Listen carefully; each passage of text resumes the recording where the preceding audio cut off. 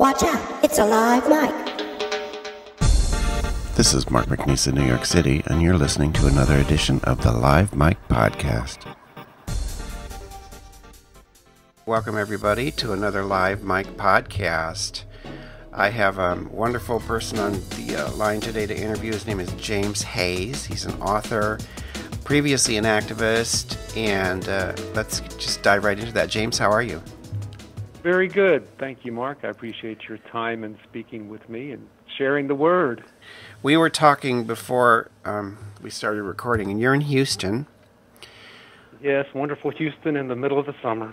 Yes, it's hot everywhere, but let's start with your life a little bit. Tell people about yourself. I know that you're from there. Yes, I was born in Houston. I lived and grew up in a suburb. This was my parents' dream, basically. They were both from small towns in East Texas. And after World War II, they migrated south to Houston and made wonderful lives for themselves here. And I came along in 1957 and grew up in Pasadena, a suburb of Houston. And have you ever wanted to go I mean, I'm sure you've traveled, but have you ever wanted to leave? Or is this... Absolutely. I've done that many times. I left Houston the first time when I went to college, and then I lived in Dallas for a few years, and I've lived all around Texas. But yes, I've made several attempts to leave Texas, although I do love the state. But in the middle of the Bible Belt and being a gay man growing up in the 70s, it was not exactly the ideal location. But there again, it goes back to the roots of Texas itself. We're all a little rebellious here. And I spent some time in Seattle, and I spent a few months in Ireland looking at different locations. But something always seems to have drawn me back here. And when I left Houston in 1978, I didn't think I would ever return.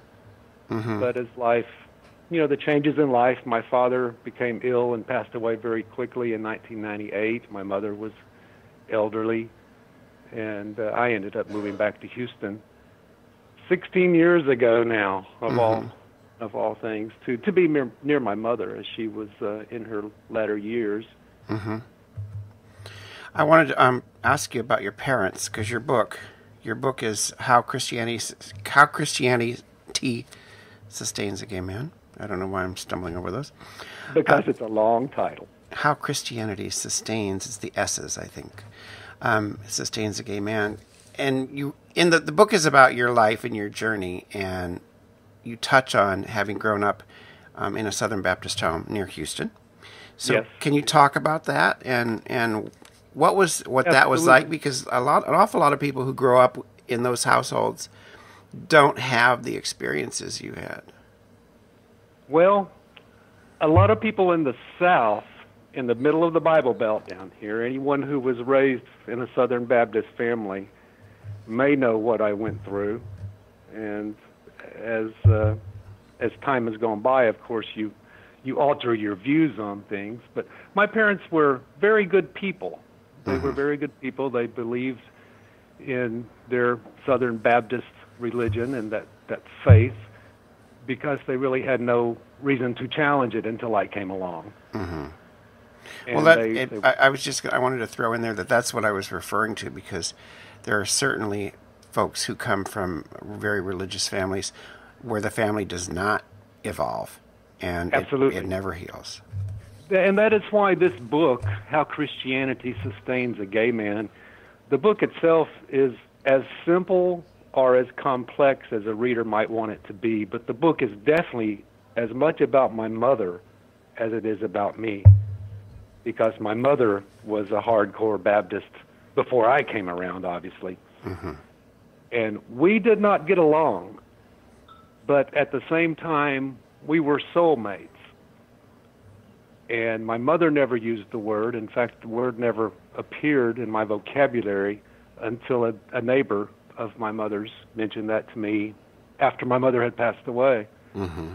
But thinking back on it, my mother was a remarkable woman who came from East Texas, graduated from a tiny community and ended up with a master's degree from the University of Houston and taught school in the public schools for 25 years. So her transition from what she grew up in to what she became, she naturally had a questioning mind. And her journey, we as I mentioned, we fought from my teenage years until I was 35 because I was challenging her beliefs. Mm-hmm. And it came to the point where she was never going to give up on me. And she tried for years to convert me.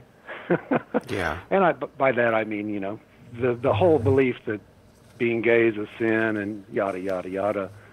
But when she realized that I was not going to give in, and through the course of events that happened, she realized that she started thinking, well, why is he this way? Mm-hmm. And how can I understand more? And she just was on a quest to understand, and she did.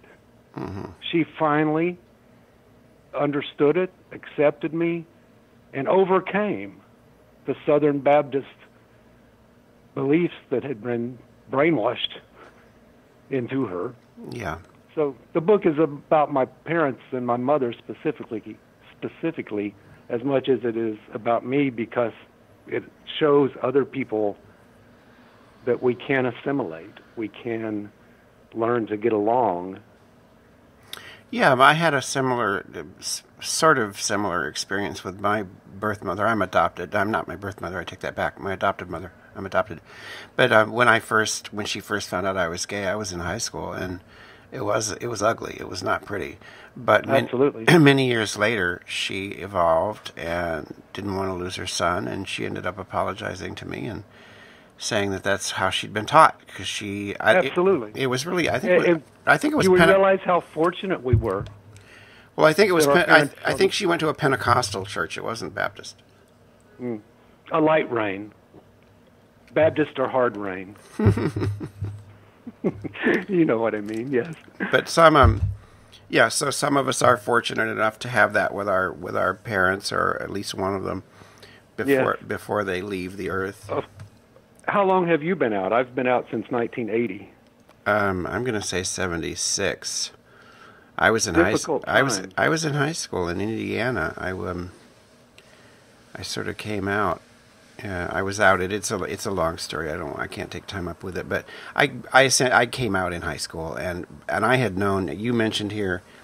I was reading from the book that intermediate through high school were difficult years for you, and I knew that I was same-sex attracted, which is how I referred to it for children when I was very young, because to me gay is an adult identity, but I knew that I was same-sex attracted when I was really small, and I never questioned it. It's just who I was, and I couldn't figure out what was wrong with it. Like, why was I not supposed to be that way? So that was not my struggle. My struggle was with a society that was hostile to me, and having to learn to live with that without destroying myself. Absolutely, that I can understand that. At the core of mine, with the same things, the hostile society. The Bible Belt is so strong down here. Their influence is so strong. Oh my gosh, yes. This was the time they were picketing us. You know, they were boarding up fences and not letting people come into hospitals to visit people dying, and condemning us all to hell, you know, simply because they did not want to accept that we were okay. So yes, it's society condemning us, but I was so scarred by the Southern Baptist upbringing that I had, it took me a while to grow beyond that. And they definitely try to suppress, and it leads to self-destructive behavior, as you mentioned. Mm-hmm. Now, you had a brother who had polio. Is he surviving? Yes. He lives nearby here in a suburb of Houston. He's doing quite well. Okay. He was a major influence on me, though I really didn't even think about it at the time. In retrospect, you look back on those things and you really try putting the puzzle together of how did I become this way. But from an early age, I was compassionate. Now there are two. Go ahead. I didn't want to dwell on that, but yes, the storyline of that first book really is just a chronological story of my spiritual life. Mm-hmm. I didn't come out until I was in college. I was married at the time, and that was an experience of its own, obviously, but my wife was very loving, and we obviously wanted each other to be happy, and we knew that we could not be happy together. Mm-hmm. So that was a wonderful relief that she was an angel, as I refer to her in the book, Mm-hmm.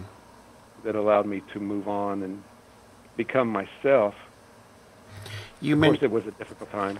Well, yeah, because you mentioned substance abuse or Yes, alcohol the abuse. self-destructive behavior of the 70s, Mm-hmm. when I was dealing with the frustration of the repression, the things, the forces, as you mentioned, the society that was just anti-us, totally against us. And that's all the forces that I was dealing with. I was fortunate enough that I could think through it and survive through it and grow.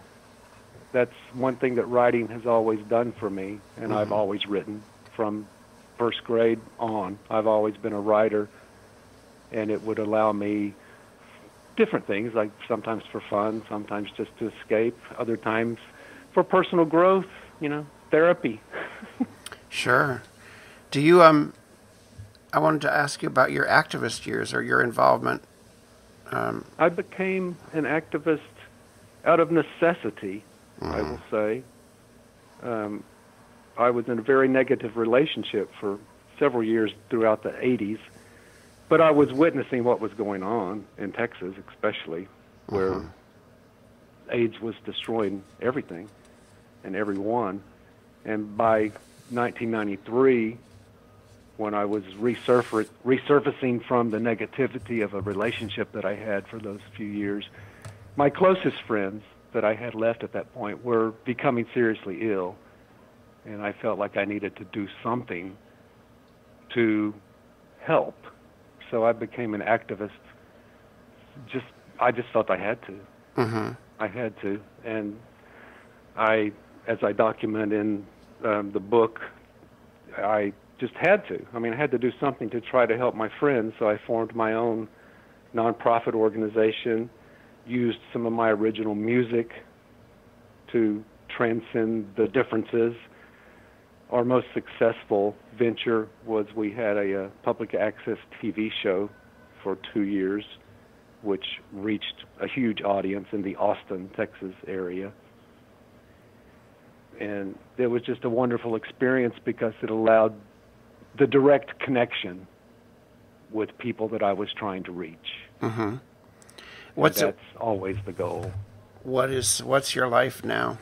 Tell me about your life now. My life now has been quite amazing. It's wonderful to live so long that we see the results of our efforts. Who would have ever thought that we could have equal rights and fair taxation and the ability to marry? I noticed that I believe you recently married as well. We got married in April of 15. And it's just a wonderful life. I wish I was 25. Not that I would want to go through it all again. I would like to be 40. 40 was a really nice 40 year. 40's a good one? For me, 40 was a good year because the mistakes were behind me, some of them. But Right.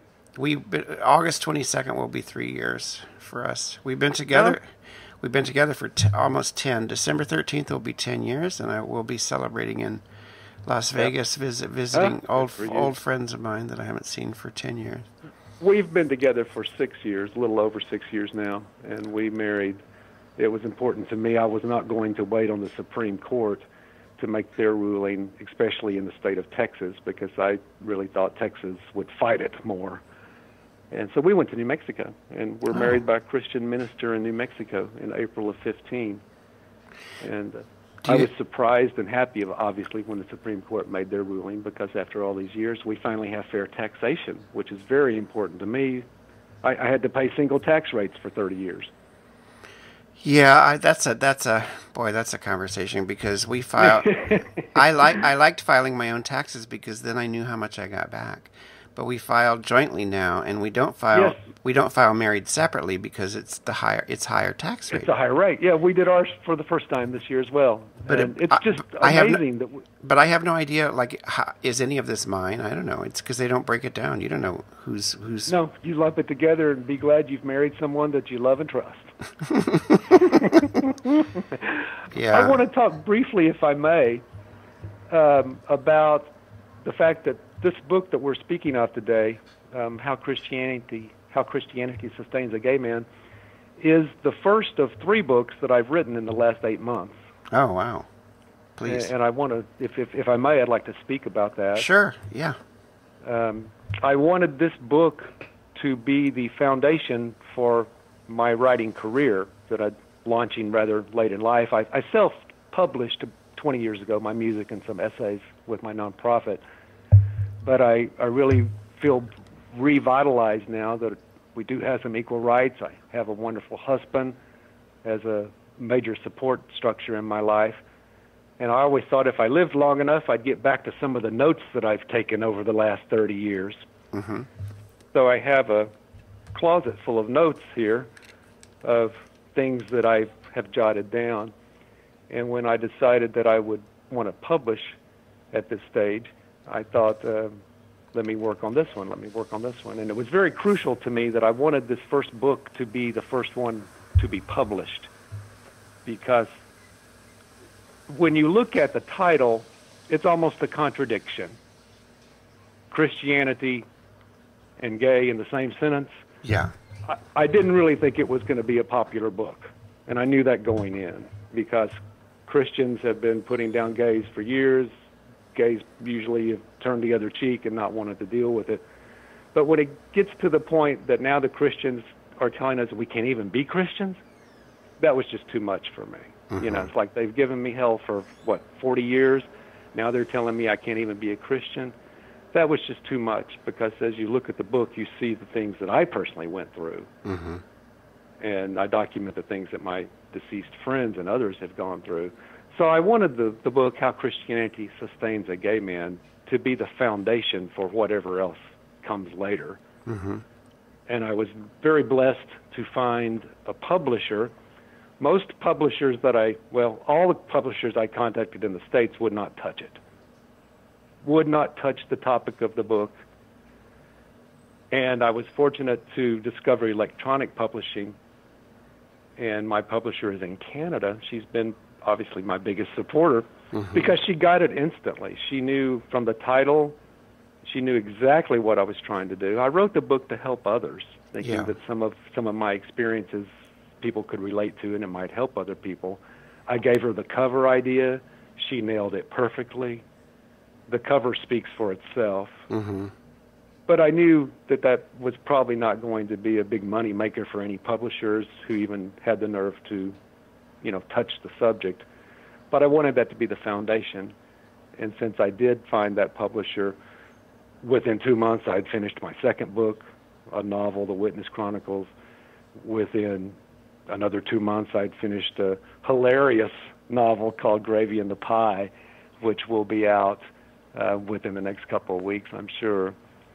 So I just wanted to touch on the fact that briefly that I did want this first book to be the foundation, and I've been so fortunate to find a publisher that was willing to do it, mm-hmm. that now she's totally behind me, and everything I want to publish, she doesn't change a word. Excellent. I can sink or swim on my own. That's really great. Now, do you? I wanted to ask you if you have a church home. No, I support no organized religion. Oh, okay. Okay. So no, I don't go to church. I'm not saying anything bad or negative about it. As I point out in my book, what that book is, it is my personal testimony. I don't tell anyone what to believe. As I've contacted some of my best supporters from that book have just really blown me away with what they've said. Nothing but compliments. Gay people obviously can relate to it.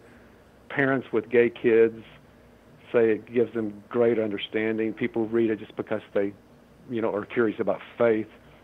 I would like to tell you one story and why I love electronic publishing. I was in a chat room 5-6 weeks ago at this point, and a man from Nigeria, a gay man from Nigeria, began chatting with me. And he questioned the title of my book. He was angry, though we were in a Christian chat room. Mm-hmm. And I could tell he was angry. He was doubtful. He was obviously hurting. And he told me that he could be killed on the spot just for being gay. And I could understand his frustration. He wanted me to chat with him and tell him the context of my book. And you can't really tell someone what a 30,000-word book is in a chat room. So I suggested that he at least go to clublighthousepublishing.com or to amazon.com and see the synopsis. Mm-hmm. He was afraid to purchase the book and download it because he could be killed. Yeah. So but he was angry and frustrated. But I waited for him. I waited about 10 minutes and gave him time. And he actually did go to Amazon, I believe, and looked at the synopsis and read it and came back. And I really believe the synopsis alone had changed his personality. He was no longer angry. He believed from reading the synopsis, from some of the experiences that I went through, I think it gave him some strength. He congratulated me on my marriage. I believe it helped him, is what I'm saying. Mm-hmm. And that connection has been the strongest one that I've had with a reader since that book has been published, because you just never really know how it's going to touch someone. But this man in Nigeria who could be killed just for being gay gave me that feedback and that great reward from that book. I just had to throw that in. I'm sorry. That was just something that was very important to me when we speak often of connecting. And yeah, I'm glad you did, because sometimes I'll hear from somebody who reads my website and lives, in a rural community somewhere, and it just means a great deal to me. So yes, I understand and that's the reason we do it. That's the reason we do it, is to connect with people. Yeah. Now, James, it's been great to have you on. I want to remind everybody the book is How Christianity Sustains a Gay Man by J.H. Hayes. You can find it on Amazon, and your publisher, the publisher again is Club Lighthouse Publishing.com. Right. And also at my website, which is just the initial J.H. Hayes, Hayes.com.